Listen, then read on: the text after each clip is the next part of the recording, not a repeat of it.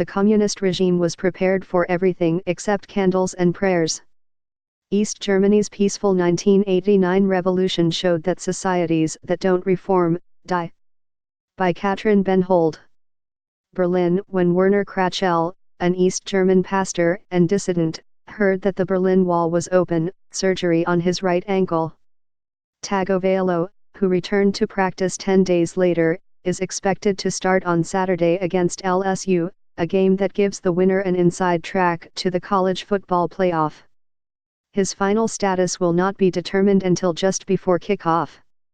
His anticipated return might be considered miraculous in some quarters.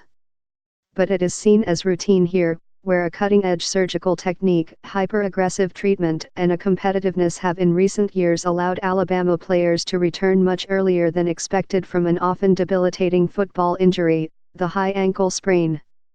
And for Tagovailoa, it really has become routine.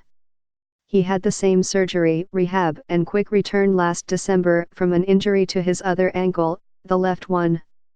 Tagovailoa has been kept from speaking with news reporters since he was injured, so it is hard to say why he chose to take this path and whether being the potential number 1 pick in the NFL draft next April, which could bring a signing bonus worth about $25 million, was a consideration. In recent years, top pro prospects have increasingly skipped bowl games that did not factor in the national championship to guard against injuries that could affect their draft position. And last year, Nick Bosa, a former Ohio State defensive end, had abdominal surgery in September and chose to prepare for the draft rather than return to the Buckeyes, which irked some of the team's fans. He was drafted second overall by San Francisco and given a $22.4 million signing bonus. Alabama coach Nick Saban has praised Tagovailoa's parents for their old-school values and Tua for his diligence in rehab, but he said he would not allow a player to return from an injury unless he could perform at a high level, whether he had no NFL future or a bright one. However, he also spoke of the warrior mentality that NFL teams want to see. So, I am not saying every player is capable of that, and I am not saying every player is like that, said Saban, who spent 8 seasons as an NFL head coach and assistant. But the question is what really creates value for you, He added, now I don't really try to promote that with the players, but I am just saying there is another side to all of this, that if you are capable of playing and you choose not to play, is that a good thing or a bad thing, Tagovailoa's progress over the last 3 weeks has been tracked diligently by the local news media. When practice was opened briefly to reporters on October 30, a day Tagovailoa worked out with the team, the only Tagovailoa among 6 quarterbacks doing drills was Tua's younger brother, Taulia. There have been updates on the injured Tagovailoa running on an anti-gravity treadmill, his round-the-clock treatments and how there was less swelling after this surgery than following his procedure last year. Alabama's rabid fans and Tagovailoa's teammates are not the only ones invested in his return. Saban, who ultimately decides whether Tagovailoa will play, can earn as much as $800,000 in incentives if Alabama wins the national championship. There is additional prestige and business at stake for the Andrews Sports Medicine Clinic in Birmingham, which employs Norman Waldrop, the Alabama team doctor who performed the surgery. The same goes for Jeff Allen, the head athletic trainer, who treated Tagovailoa last December during a trip to New York for the Heisman Trophy ceremony. There is no indication that Saban, or anyone else, will pressure Tagovailoa to play, but it happens frequently. A recent National Athletic Trainers Association survey of nearly 1,800 college athletic trainers found that nearly 1 in 5 trainers reported a coach playing an athlete who had been deemed medically unfit, and more than 1/3 said a coach had influenced a hiring or firing on the sports medicine staff.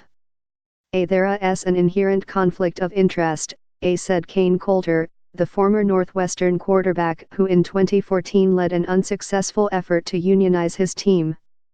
One of the reasons he wanted to unionize was for access to better health care, including second opinions.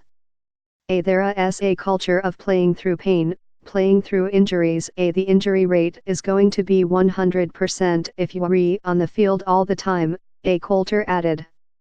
You hope you have independent medical advice.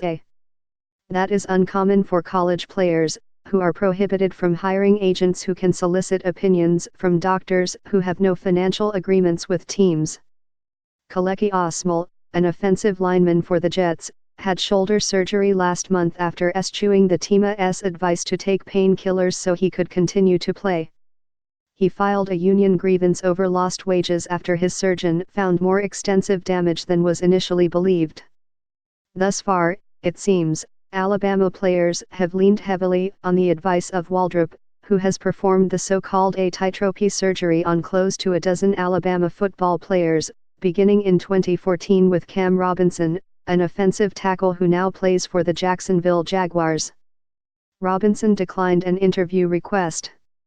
In the arthroscopic procedure, holes are drilled just above the ankle in the fibula and tibia, the two lower leg bones, and a high-strength suture, the so-called tightrope, is run through them and fastened.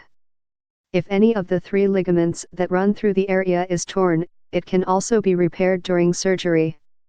The procedure allows for greater stability during rehab, which can be more aggressive, cutting in half what can be an 8 to 12-week recovery. The technique was published in 2004 by Brian Thorne, a Scottish orthopedic surgeon who sought an alternative to using a screw to stabilize the bones. Sometimes screws would break and another surgery would be required to remove them.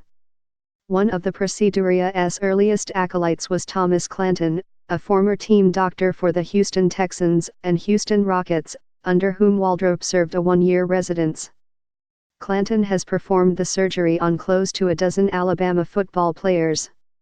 Clanton, who operates out of the Stedman Clinic in Vail, Colorado, said wealthy programs like Alabama have comparable data to that of NFL teams, who can use players' pre-injury strength and agility levels as a baseline to measure against during rehab.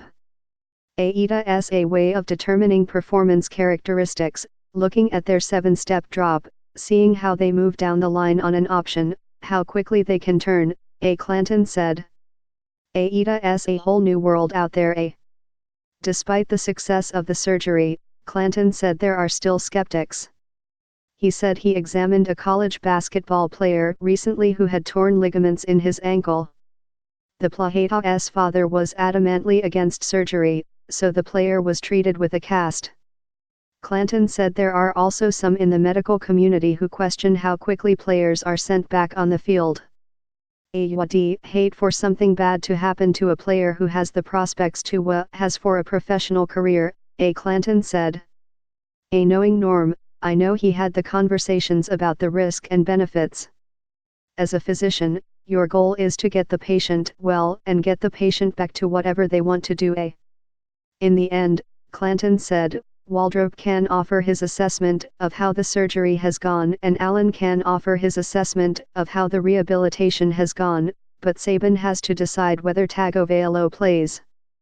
Saban said he will first ask the player not whether he wants to play because they all do but what he can do. And then? He has always made great choices and decisions, Saban said of Tagovailoa. He is smart, he is bright, and I don't think he would put himself in a position, nor would we want him to put himself in a position where what he does moving forward would have any effect on his future. That is a lot to ask of a 21-year-old, maybe even more than asking him to try beating LSU.